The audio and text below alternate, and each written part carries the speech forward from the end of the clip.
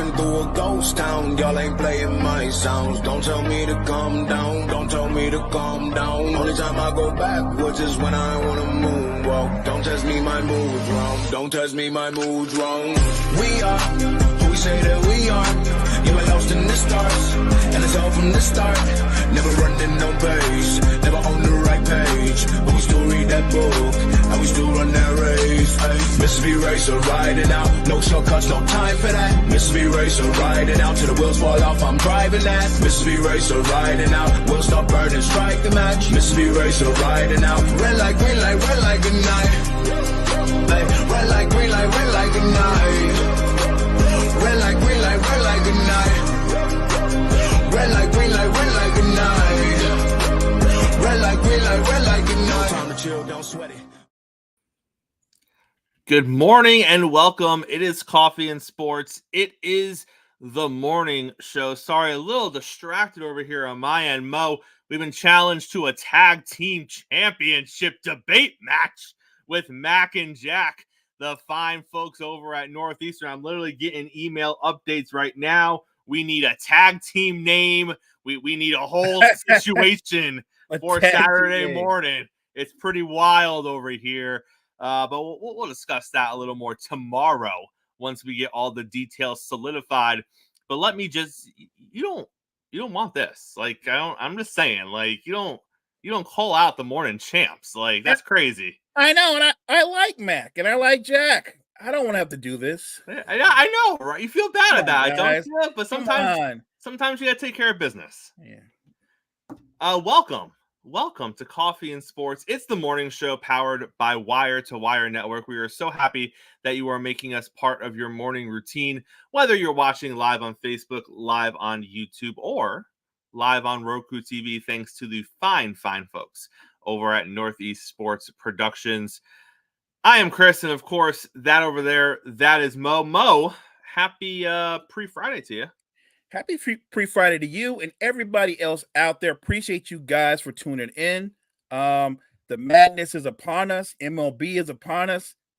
It's a great time in sports. Mo, how do you feel about crumble cookies? Crumble cookies? Mm-hmm. Are you a crumble cookie guy or not really? Is that cookies that actually crumble, or there's an actual crumble cookie? So clearly not a crumble cookie guy. I'm clearly not. So I ordered crumble cookies the other night, Mo. It's a cookie company. That's all they do. Every week they come out with 6 new flavors of cookies. They sell them all week. The week ends, and they do the same thing again the following week. Okay? That's the premise of the business. So I ordered 4 cookies last night. They arrived. They're delivered because I don't want to go out and pick them up, Mo. I had things to do. And they're raw. Now, I'm not talking like, some of us like a little chewy in the middle, right? Depending on your cookie preference. A little soft. I'm talking you cut the cookie open, and from side to side of the cookie, and they're big cookies. They're like this. Side to side of the cookie, Mo, it's just dough. There's nothing in the middle of the cookie is cooked. Wow. So what do? I call. It happens, right? And then upon calling, Mo, I receive a lecture. I receive a lecture about how this is how the cookies are made. And I should know this before I purchase the cookies. Mo, what is this world coming to? Really? Why am I being told that I'm an idiot for complaining about raw cookies? It makes no sense to me. Stop the madness. So they thought that you went in knowing that you ordered doughy cookies because you wanted to bake them yourself. Correct. It's like the fundraisers you got when you were a kid with the cookie dough, right? It's ridiculous. Yeah. I remember that. That's Mo, crazy. It is crazy. It's pretty wild. That's all I'm saying. We got JG coming up on the show later on today, which I'm super excited about. But let's open with this. I love a good football story. I love when a team that doesn't usually get hype gets some hype on themselves, Mo. I love the feel-good vibes. But there's a very fine line between feel-good vibes and just being a little bit unrealistic. And I'm looking at stuff the past couple of days, and I'm already seeing people in the Chicago area talking about how the Chicago Bears are back, baby. They're going to be competing for the division. They're going to be in the playoffs. Everybody needs to relax. I love what the Bears are doing. I love what the Bears have done the past 12 calendar months. I think it started last March with the acquisition of DJ Moore. Yeah. Yes, they missed on the Chase Claypool move. It is what it is.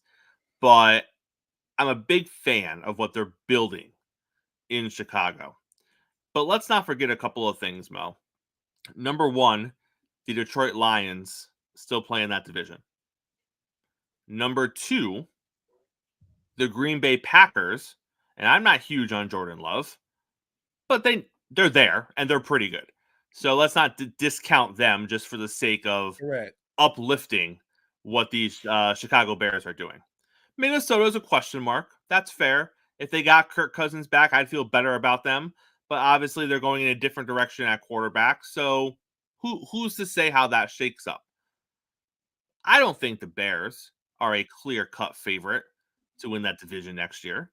Now, if Caleb Williams is the next coming of whatever, name a name you want to name, and maybe, fine. I don't think he is. I think he'll be an okay quarterback. I think his ceiling's pretty high.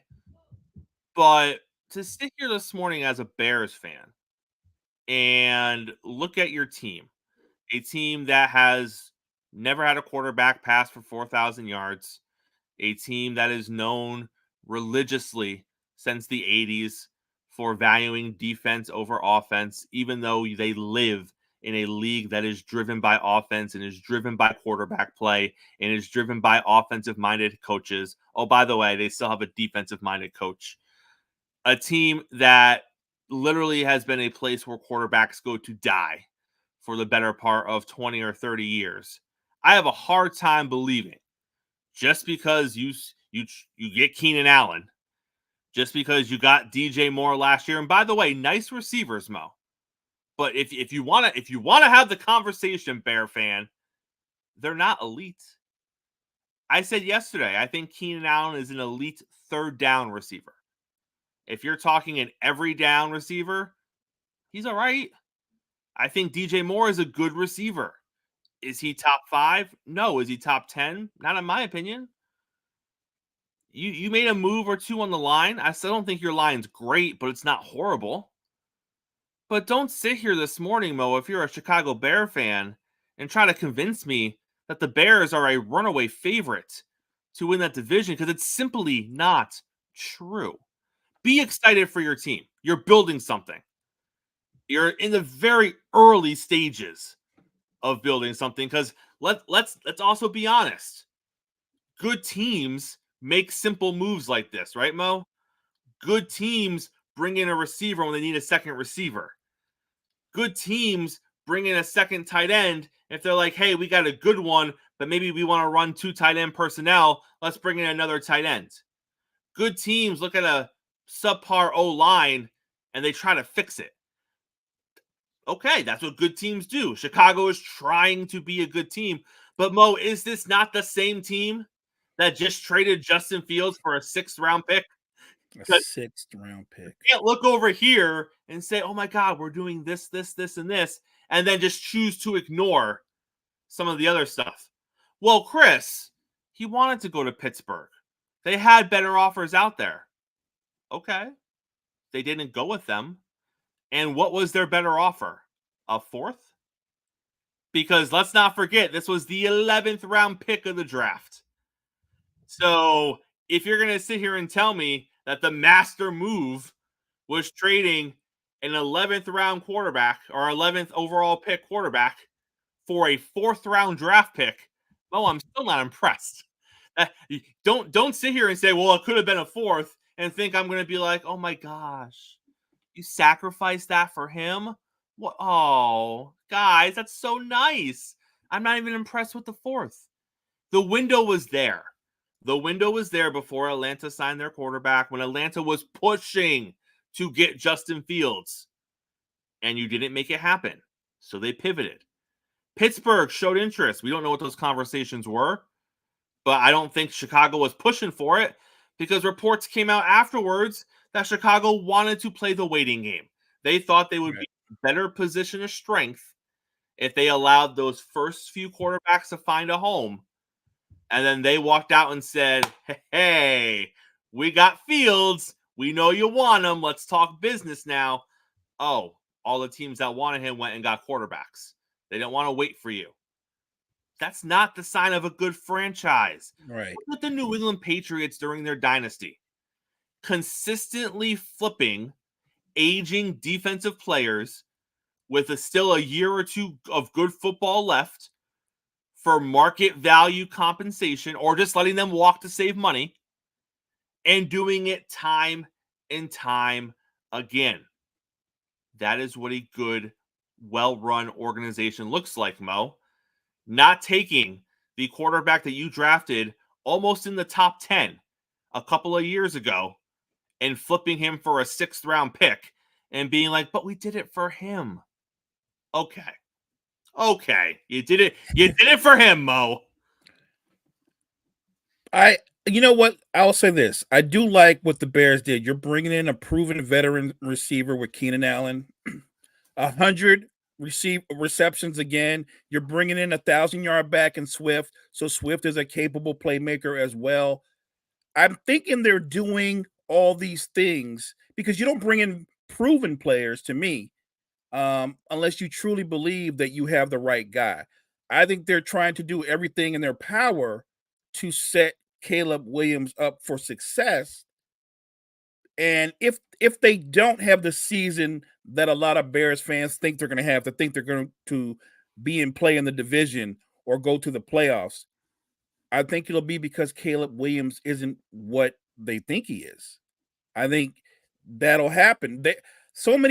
I think you have to be patient with a rookie quarterback. He might very well be the guy, but if he has a season, Chris, where he throws 25 or more interceptions, that doesn't mean that he isn't the guy. That just means that those are learning pains. Those are growing pains. That's part of the growth process, especially when you bring a guy in and immediately make him a starter. Like, back in the day, it was sit for a year, learn your craft. That's rarely done now. More times than not, they throw them right into the fire and it's sink or swim. And I don't know, top to bottom as an organization, the Bears are set up to throw a rookie quarterback out there and say sink or swim, because yes, they've made some moves on their offensive line to upgrade, but I still don't think it's one of the better offensive lines. And I don't care what you have at the skill position. I don't care if you're a veteran quarterback, but moreover, a rookie quarterback. If your offensive line isn't stout or solid, your offense will be stunted. Even more so if you're a rookie quarterback, who obviously you have to not just go through your progressions, you have to be able to read defenses, recognize where the safety's moving around, the rovers, or the corners playing up. All those things you have to be able to diagnose within seconds when you walk up to the line of scrimmage. I'm with you. I think Caleb Williams has an incredibly high ceiling. Whether or not he actually reaches that ceiling, I think that's a different conversation. I think he'll be a good quarterback. I don't know if he's going to be great. I don't know if he's going to be a transcendent player that a lot of people think he is. I would tell Bears fans to be optimistic about the future, but realistic about your near future. I don't think you're going to be in play to win the division. And I think that if your team won 7 games with a rookie quarterback, I would call that a good season. I would, with a rookie quarterback. But that's a more realistic goal. You're talking playoffs. You're talking about everything going right. And that rarely plays out that way. I just don't see it going down like that. Mo, it sounds like you think the Chicago Bears should have signed Jacoby Brissett To take the beating? And let him take the beating. Yeah, I mean, so look what they did though. Moore, and then you bring in Allen, and these are guys who are playmakers. No, they're not top 5 receivers, but they can make plays. They're playmakers. I think Look, I love Keenan Allen because I think he's one of the great intermediate route runners. He's a chain mover. He just moves the chains. He will beat people more times than not on third down if it's 3rd and 4, 3rd and 6. He just makes plays that way over the middle. But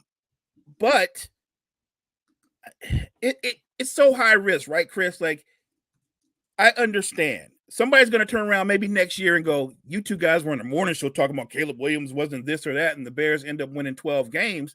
Yeah, I guess I'll be wrong, and I'm okay with being wrong. We're not right all the time, but I'm going to take the under on them winning 12 games. I feel really good about that. Not because I'm trying to be a downer on your season, Chicago. I'm just saying realistically, top to bottom, unless you're telling me if you believe you're going to be in the playoffs, then this guy, he's going to be better than Patrick Mahomes. This guy's going to step right in and be Dan Marino in his rookie year. I don't see him being Dan Marino in his rookie year. I just don't. If the bar is 12, Mo, I will also hammer the under on that.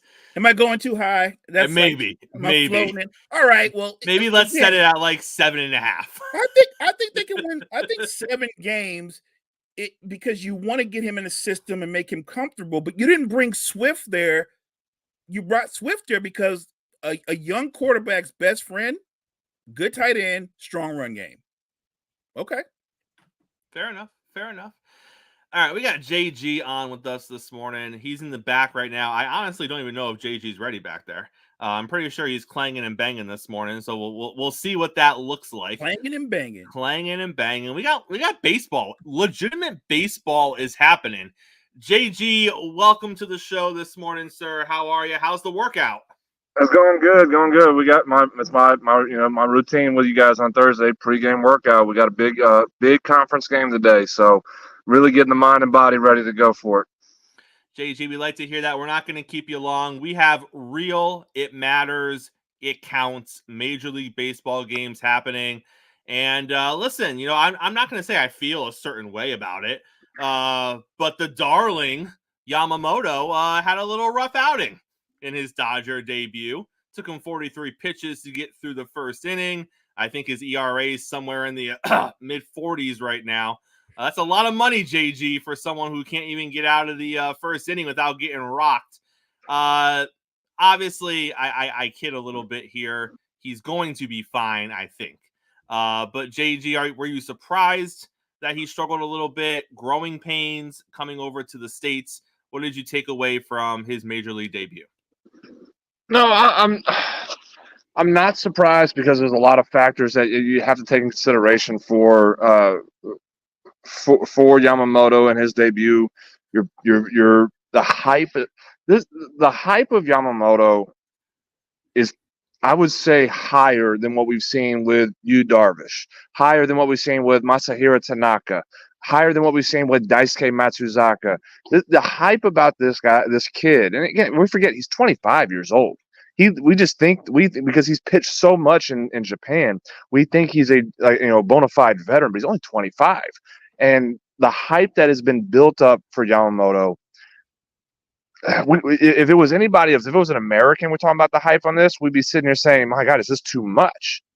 And we kind of I think we're kind of letting it get to our heads as media, as fans, that this kid is impervious to this hype, and he's just going to go out and dominate right out the bat.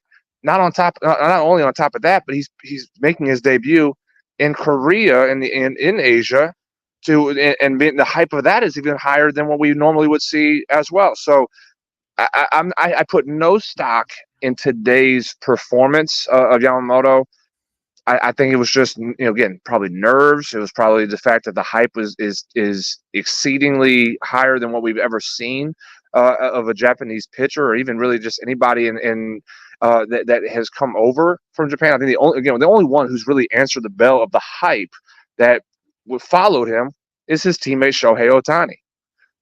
That's the exception. We always talk about Shohei is the exception to the rule. Yamamoto right now, it's too early to say that the hype is too much or the expectations are too high. It's way too early. I put no stock in the first game and the struggles he had. Let's see how he handles I'd give him the whole year before we label the contract they offered him is too much and is not going to live up to it. I give him the whole 2024 season before any judgment of such is going to be made. Obviously, no one wants to be someone's second choice, but sometimes you have to be someone's second choice, JG. And in the case of the Yankees and Jordan Montgomery, it looks like neither of them are going to get their first choice because Snell obviously is gone. The trade partners the Yankees were looking for didn't come through. And if you're Jordan Montgomery, overnight the Texas Rangers signed Michael Lorenzen to a deal for $4 or $5 million. So it looks like that window has closed for him as well. And now we're just left with reports that the Yankees and Jordan they're talking again. There's no deal imminent. Nothing's been offered, JG, but they're just talking. Kind of like, hey, you're still there? Oh, hey, you're still looking? Because that's what we're doing. The Yankees are still looking.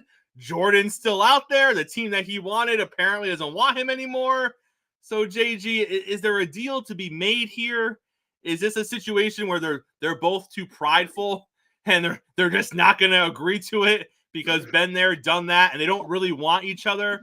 But at the same time, Jordan wants to pitch for a team. The Yankees need starting pitching. It's funny, but it's not at the same time.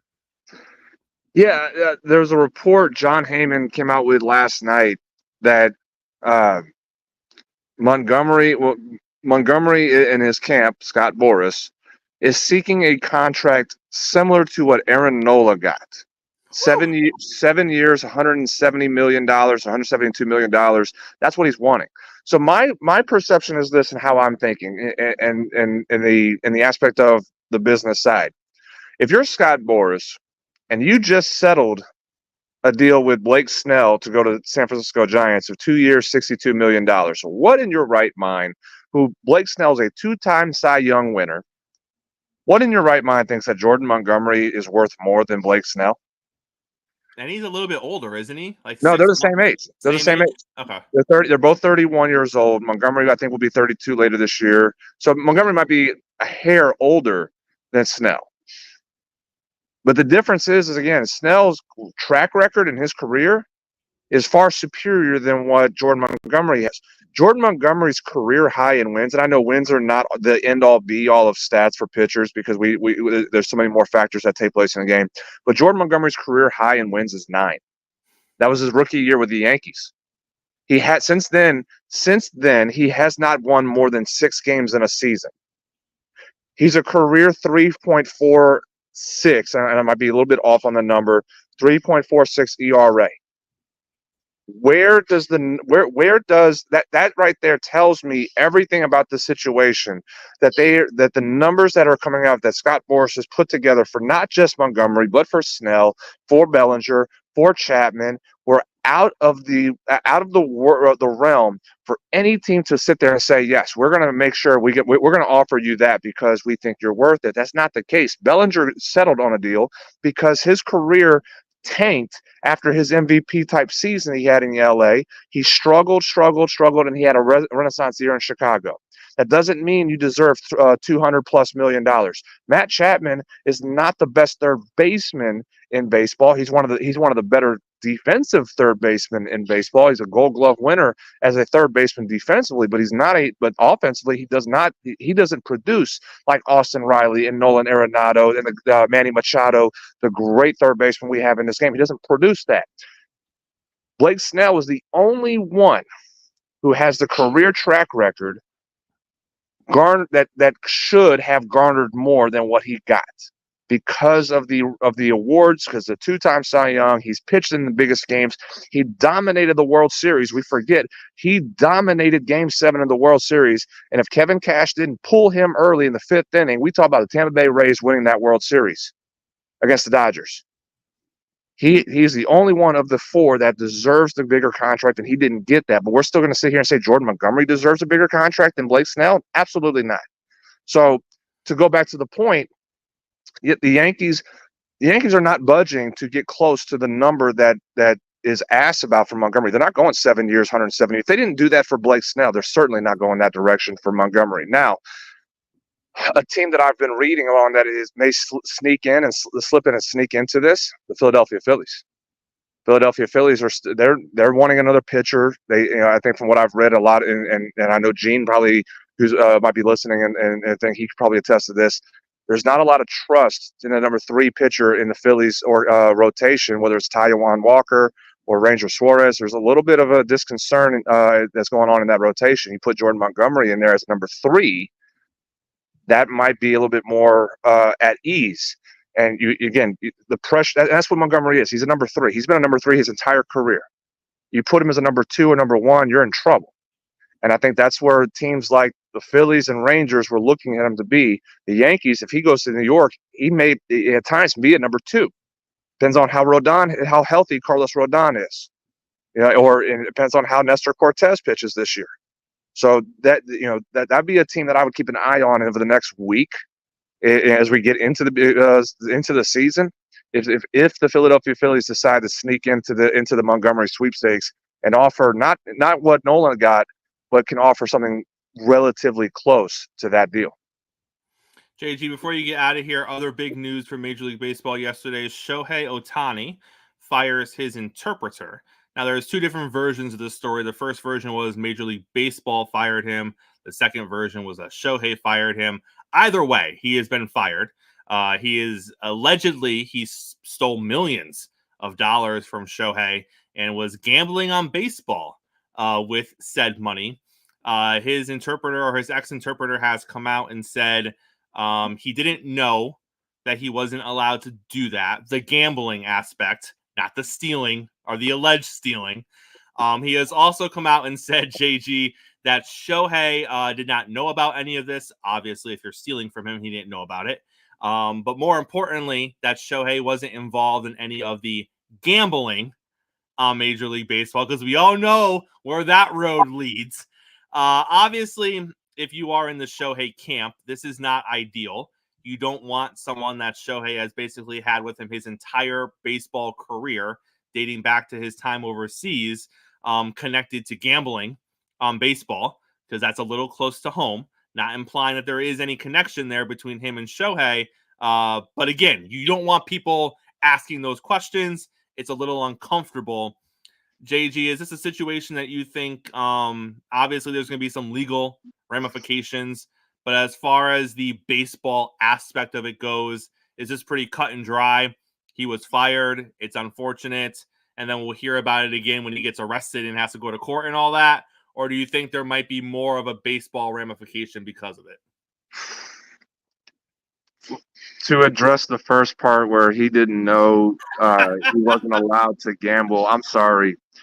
You're a contracted worker, regardless if you're a player, a manager, a coach, a front office personnel, if you're in baseball operations, and really if you're associated in any way or shape or form with a Major League Baseball club, you sign a paper that states you are not allowed to gamble. You're not allowed to. And there's a fine line in certain areas in certain parts of the club that the gray area of fantasy sports, it's pretty, there's a line. There's a fine line in that aspect of that they go over and talk to you about. They're not saying that you can't do fantasy sports, because we heard, that was last year or a couple of years ago, MLB players are doing fantasy football, but obviously can't do fantasy baseball. That's a huge no-no, because it's considered gambling. Every player, personnel, regardless of your position, the trainers, the clubhouse managers, or the interpreters, you are not allowed to gamble. So ignorance is not an excuse in this situation for that. This is what concerns me in this. There's going to be an investigation, obviously. Don't we always find out that there's more to the story? Always. There's always something that comes out. And honestly, that concerns me, because didn't we have this situation where a different situation, I'm going to make sure I address that in itself, a very different situation with the Wander Franco last year, where we were told, hey, he's going to take a leave of absence. Why is that? Well, we're going to wait for more information to come out. And sure enough, we found out it was a whole lot worse than what we thought it was. There's always more to the story that comes out. They can be, and we know because of how things took place in this offseason, Shohei's camp can be very secretive in certain areas. This is not one of them they're going to be able to make very secret. There's the investigation. There will be an investigation, I assume, by Major League Baseball. And I'm sure even the authorities outside are going to get involved in the situation because of sports gambling. And that's if one thing about our country that we know, there's a lot of messed up things that take place, but one thing you don't mess with is sports gambling when it's not legal, or in certain areas of it being legal or anything. In essence of millions of dollars being stolen to be able to gamble, that's where things are going to get really shady. Now, how true is that? That's where I feel the investigation is going to be, is how true is, and I'm speculating. I'm making sure I'm speculating in this because you have to look at both sides of the spectrum here. Just because I feel there's more to this story. This story is not going to go away. We're going to hear about this through April. We're going to hear about this through May. We're going to hear about this through June. The investigation is going to take place for a very long time. How much of the distraction is going to be? That's another question. There's a lot of questions about this. And as a baseball fan, and as much as I hate the LA Dodgers, I'm a fan of baseball. I'm a fan of Shohei Ohtani because of how great he is. I fear there's more to this than what we know right now. And I think this is going to be a very big black eye in baseball at some point. And I hope not, because baseball continues to struggle to get out of the past of issues they've dealt with from the 90s and the early 2000s. And then all of a sudden it was the domestic violence issues they've had over the last decade. They continue to hurt themselves more and more each time as they get closer to getting out of their hole that they dug themselves.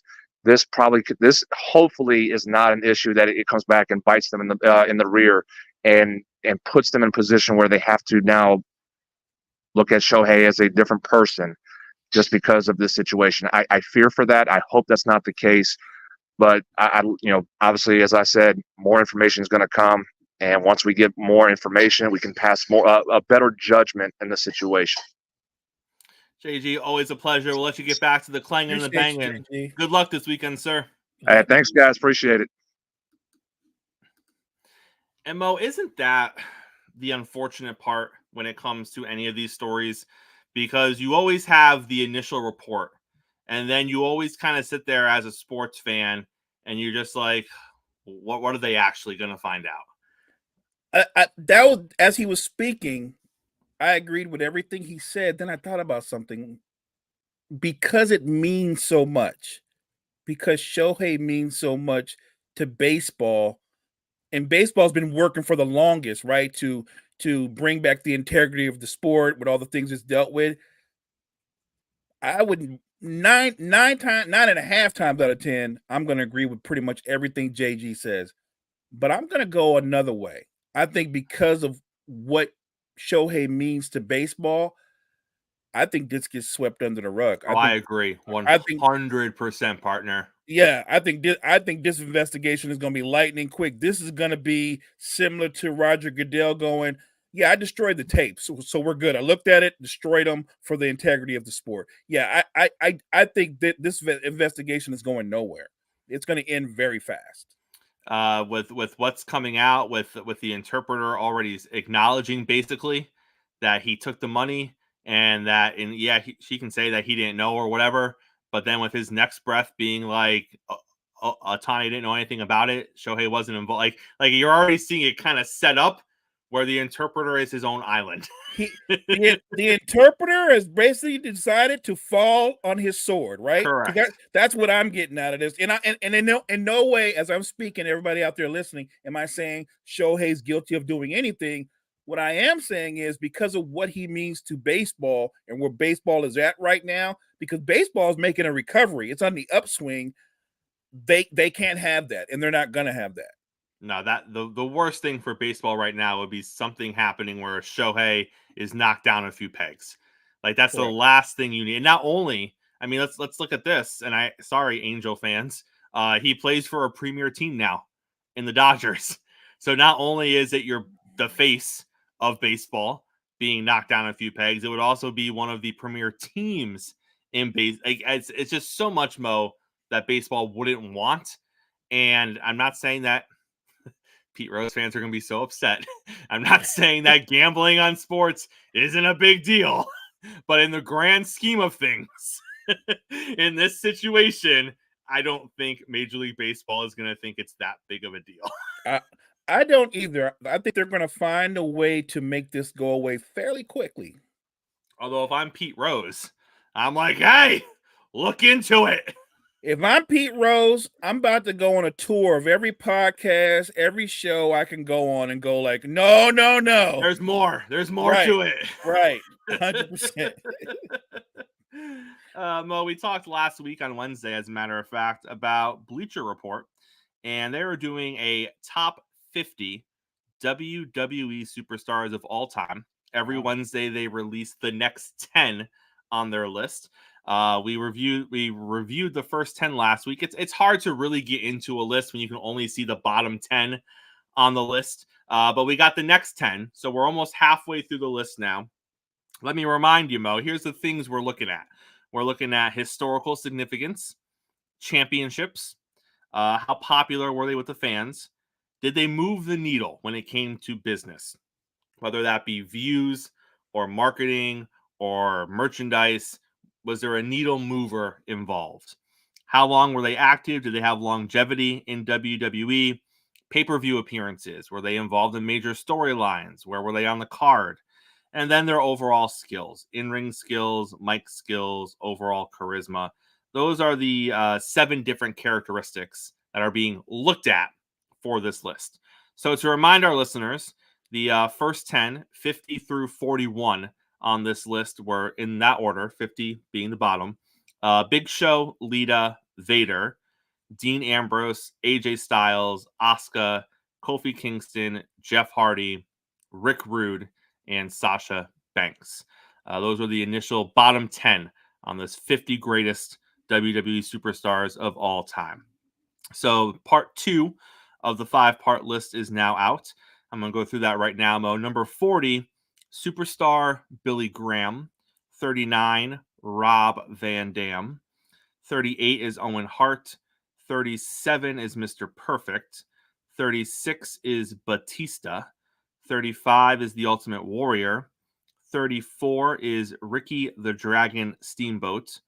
33, we'll get back to 33. That's the biggest issue I have so far is 33. 32 is Jake the Snake Roberts. 31 is Kane. 33, Mo, is Booker T. Really? So now we got 20 names on this list. So let me just throw a couple of things at you, Mo. I know this isn't in front of you, so I'm going to throw a few things at you.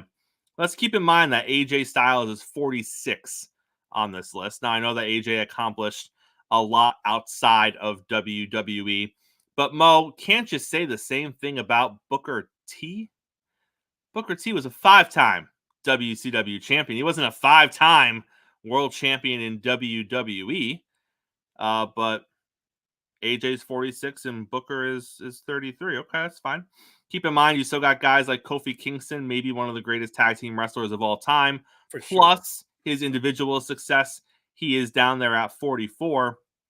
And again, Mo, I'm not trying to take away from the olden days, but you think about a list of 50 isn't a lot. And then if you think about the evolution of women's wrestling. So if you think, so take, it's 2024 right now. Let's go back to 2014. Take out the last 10 years in women's wrestling. Who are you really looking at as women's names who can make this list? Lita, Trish Stratus. Correct. Keep going. If you wanted to go back a little further, Alundra Blaze,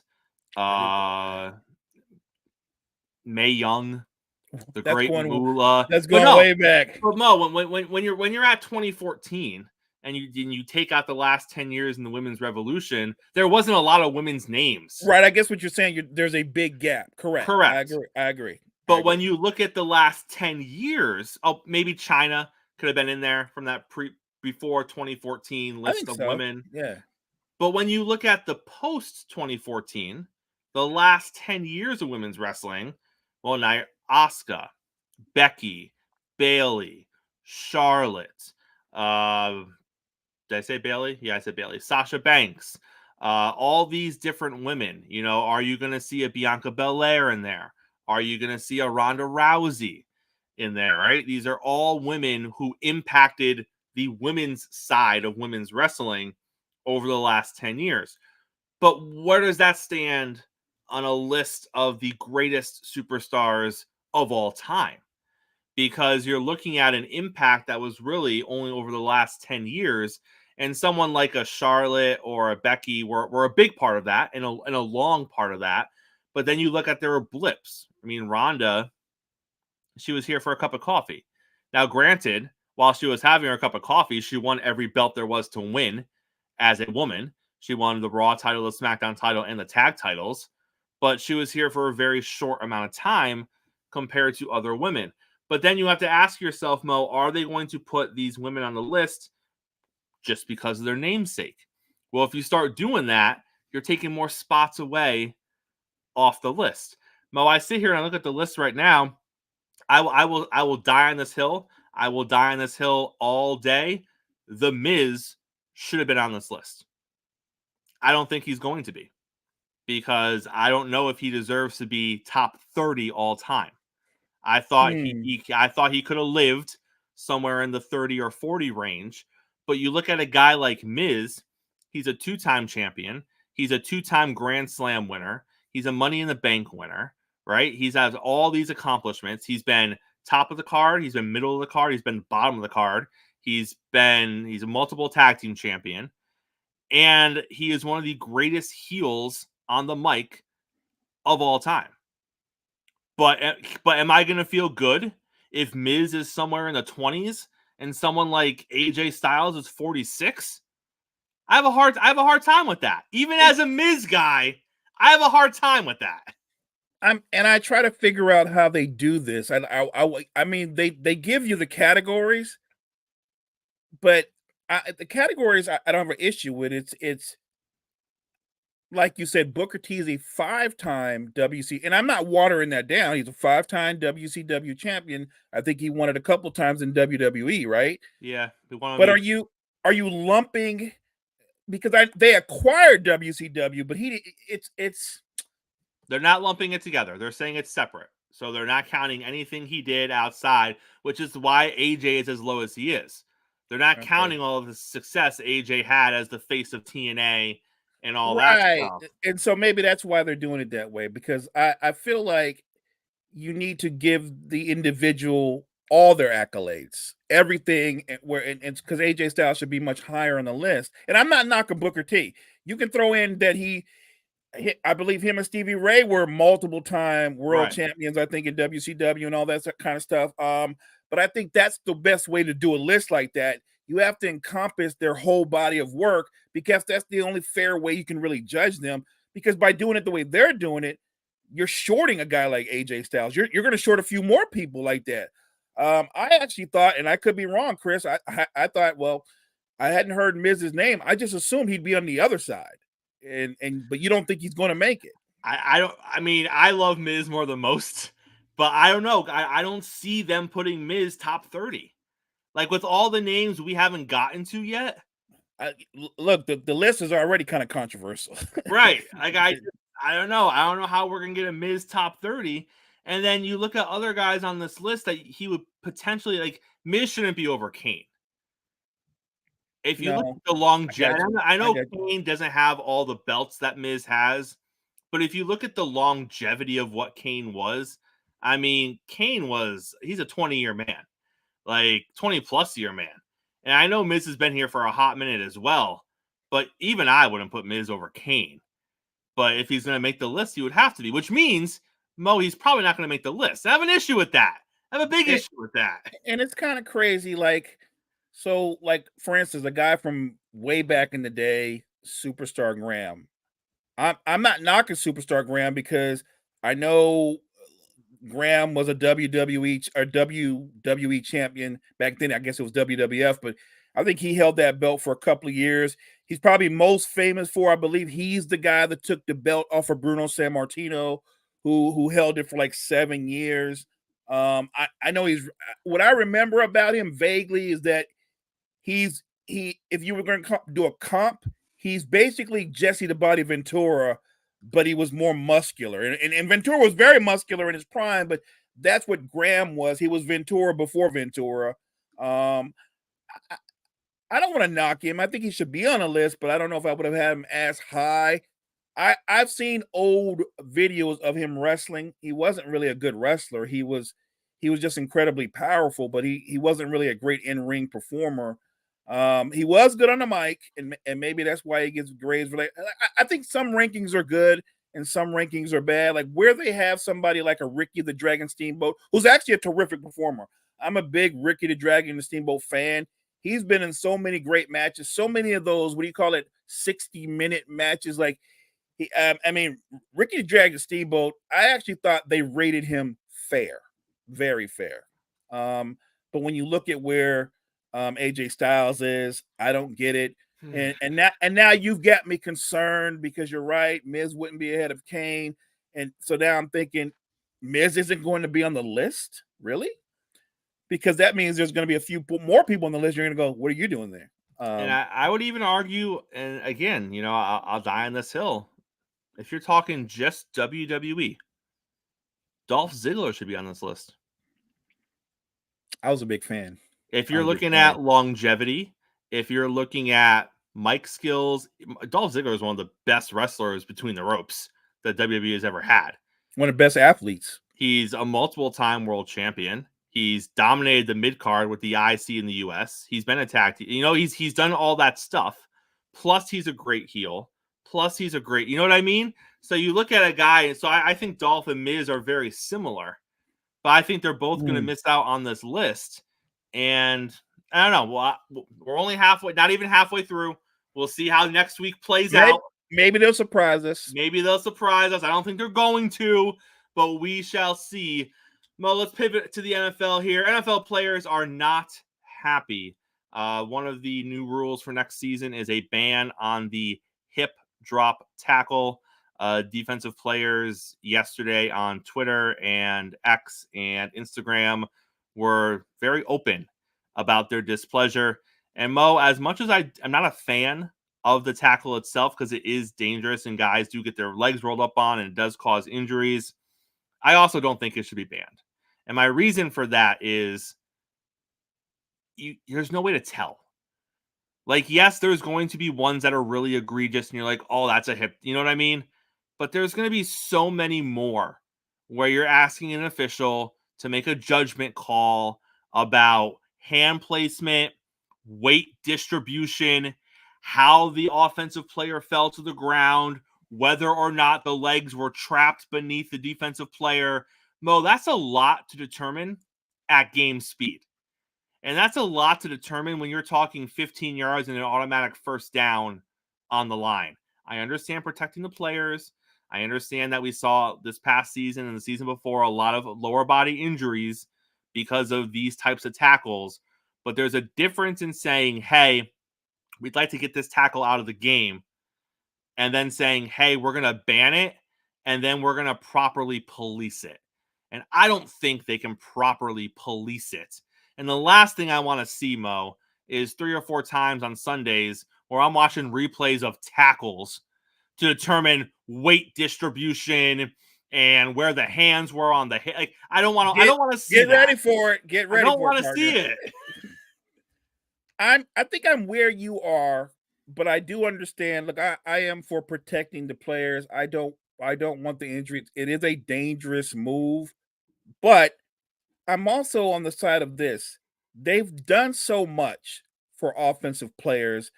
They've restricted what defensive players can do, how they can tackle, how they can hit in the secondary. Like now, they have a target zone. You can't go up here. You can't go to the knees. Like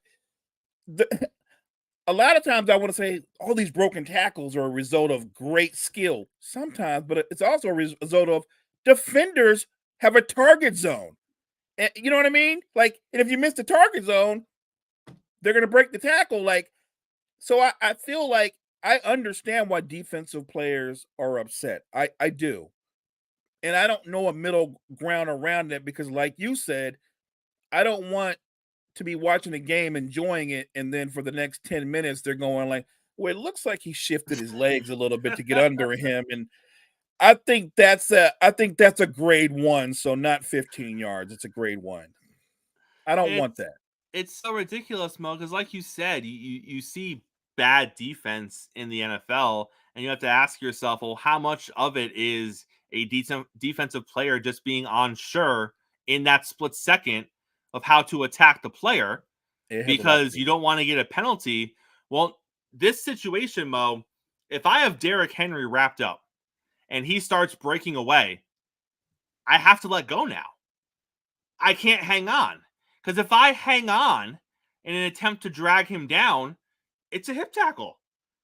I'm using all my weight. I'm wrapped around his waist, and I'm trying to pull him down to the ground.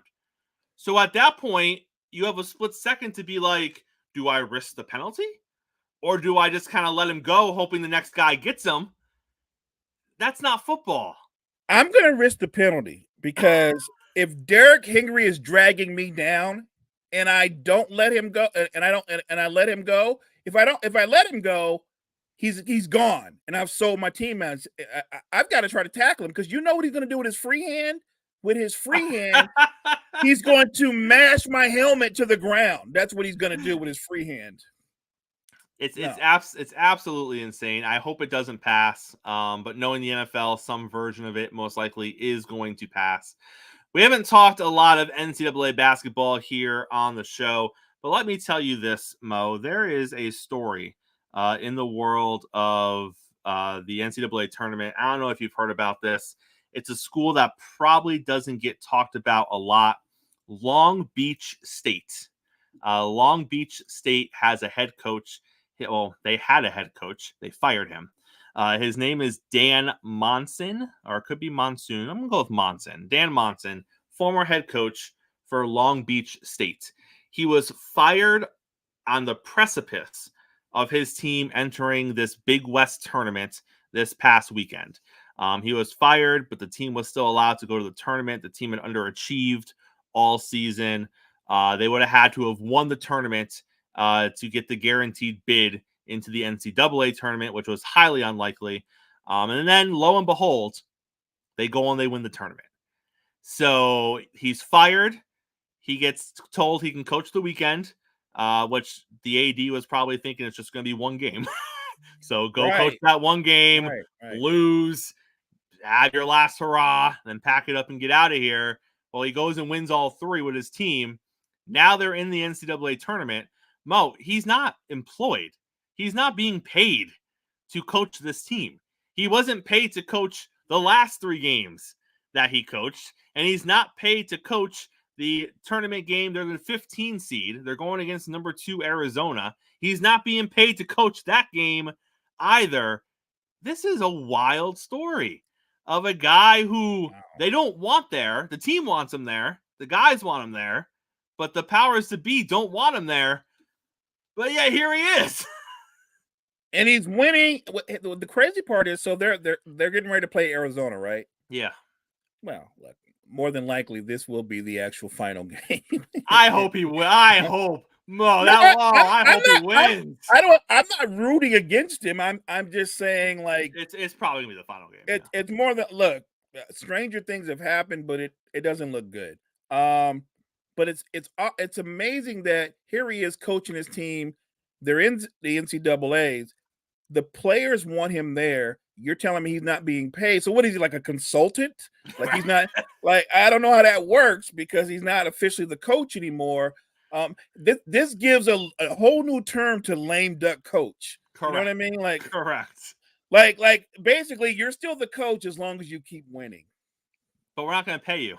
We're not going to pay. We're not going to pay you. We've actually fired you. So really, you're more like a consultant. We got 3 or 4 minutes left, Mo. Before we get out of here, I wanted to ask you about this conversation.